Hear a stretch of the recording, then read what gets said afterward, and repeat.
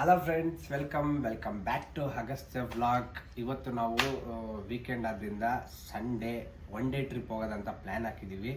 ಅದು ಎಲ್ಲಿಗೆ ಅಂದರೆ ಲೇಪಾಕ್ಷಿ.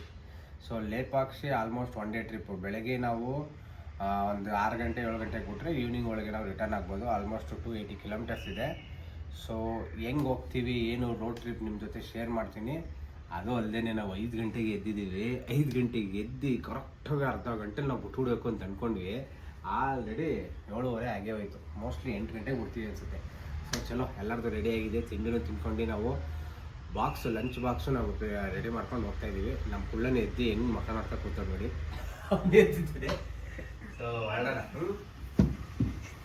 ಹೊರಡೋಣ. ಬಾಯ್ ಕಸಾಕ್ಬಿಟ್ಬಿಡ್ತೀನಿ. Cucu cucu cucu cucu cucu cucu cucu cucu cutie. Silly sweetie. Finally ಇನ್ನೊಂದು 40 ಕಿಲೋಮೀಟ್ರ್ ಐತೆ. ಸೊ ಅಗಸ್ಯ, ಹೆಂಗಾಯ್ತಪ್ಪ ನಿಂದು ಜರ್ನಿ? ಸೈಡ್ ಬರಲ್ಲ, ಇವೆಲ್ಲಿ ನಿಂತಿದ್ಯಾ? ಸೈಡ್ ಬಾ. ಸೊ ಇನ್ನೊಂದು 45 ನಿಮಿಷ ಲೇಪಾಕ್ಷಿ ರೀಚ್ ಆಗ್ತೀವಿ. ಸೊ ಇಲ್ಲಿ ನೋಡೋದು ಒಂದು ಸ್ವಲ್ಪ ಇಲ್ಲೇ ನೇಚರ್ ಕಾಲ್ ಇತ್ತು. ಹಂಗೇನೆ ನಮ್ಮದು ಬೈಕಿಗೆ ಒಂದು ಸ್ವಲ್ಪ ರೆಸ್ಟ್ ಕೊಟ್ಟು ಹೊರಡೋದೇ ಈಗ. ಲೇಪಾಕ್ಷಿಗೆ 137 ಕಿಲೋಮೀಟ್ರ್ ಇದೆ. ಅದರಲ್ಲಿ ಆಲ್ಮೋಸ್ಟ್ ನಮ್ಮ ಕರ್ನಾಟಕ ಬಾರ್ಡ್ರು ದಾಟೋಕೆ 80 ಕಿಲೋಮೀಟ್ರು ಬೇಕಾಗುತ್ತೆ. ಸೊ ಅಲ್ಲಿಂದ ಆಲ್ಮೋಸ್ಟ್ ನಿಮಗೆ ಒಂದು 47 ಕಿಲೋಮೀಟ್ರ್ ಅಂದ್ಕೊಳ್ಳಿ.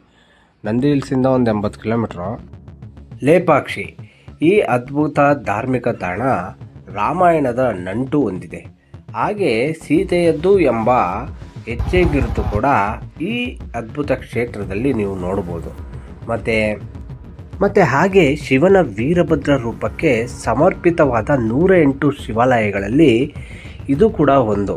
ಮತ್ತು ಇಲ್ಲಿ ನೀವು ರಾಮಾಯಣ ಕಾಲದಲ್ಲಿ ರಾಮನು ಸೀತೆಯನ್ನು ಹುಡುಕಲು ಹೋದಾಗ ಇಲ್ಲಿ ಬಂದಿದ್ದರು ಎಂಬ ಒಂದು ನಂಬಿಕೆ ಕೂಡ ಇದೆ.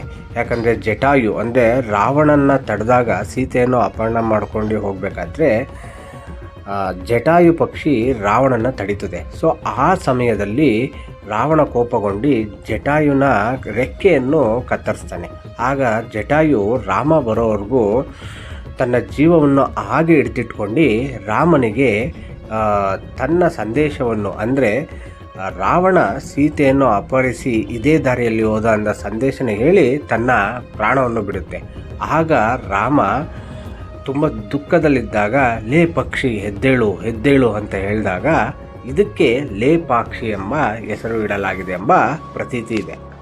ಹಾಗೆ ಭಾರತದಲ್ಲಿ ತುಂಬ ಶಿವಲಿಂಗಗಳಿದೆ. ಆದರೆ ಲೇಪಾಕ್ಷಿಲಿರೋ ಶಿವಲಿಂಗ ತುಂಬ ವಿಭಿನ್ನ. ಯಾಕಂದರೆ 7 ಎಡೆಯ ಸರ್ಪ ಸುತ್ತಿಕೊಂಡಿರುವ ಶಿವಲಿಂಗ ಇದೆ.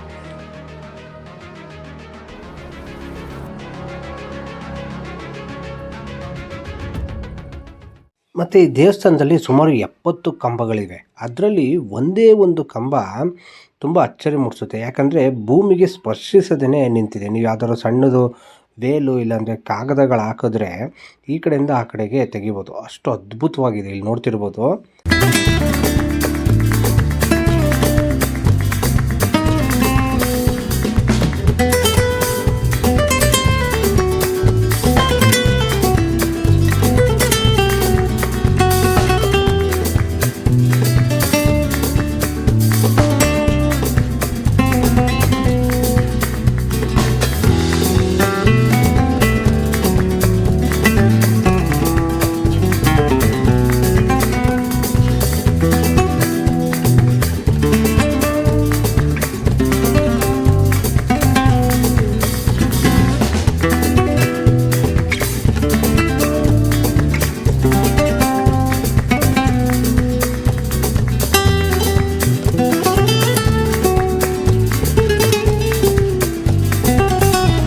ಮತ್ತು ನಿಮಗೆ ಆವಾಗಲೇ ಹೇಳ್ದಂಗೆ ಸೀತೆಯ ಹೆಜ್ಜೆ ಗುರುತು ಇದೆ ಅನ್ನಲ್ಲ, ಇದೇನೆ. ಇದು ಸುಮಾರು 8 ಅಡಿ ಇದೆ. 8 ಅಡಿ ಹೆಜ್ಜೆ ಗುರುತು ಇರುವಂತಹ ಸೀತೆಯದ್ದು ಅನ್ನೋ ನಂಬಿಕೆ ಇದೆ. ಎಲ್ಲರೂ ಇಲ್ಲಿ ಬಂದು ನಮಸ್ಕಾರ ಮಾಡಿಕೊಂಡೆ ಇದಾದಮೇಲೆ ಜಟಾಯುನ ಕೂಡ ನೋಡ್ತಾರೆ. ಸೊ ಜಟಾಯು ನಿಮಗೆ ಇಲ್ಲಿ ನೋಡ್ತಿರ್ಬೋದು. ಇದು ಜಟಾಯು ಅಲ್ಲಿಂದ ಸುಮಾರು 1 ಕಿಲೋಮೀಟ್ರ್ ದೂರದಲ್ಲಿದೆ. ಇಲ್ಲಿ ಜಟಾಯು ಪಕ್ಷಿದು ರೆಕ್ಕೆ ಕಟ್ ಮಾಡಿದಂಥ ಸ್ಥಳ ಇದು. ಅಂದರೆ ರಾವಣ ಕಟ್ ಮಾಡಿದಂಥ ಸ್ಥಳ ಅಂತ ನಂಬಿಕೆ ಇದೆ.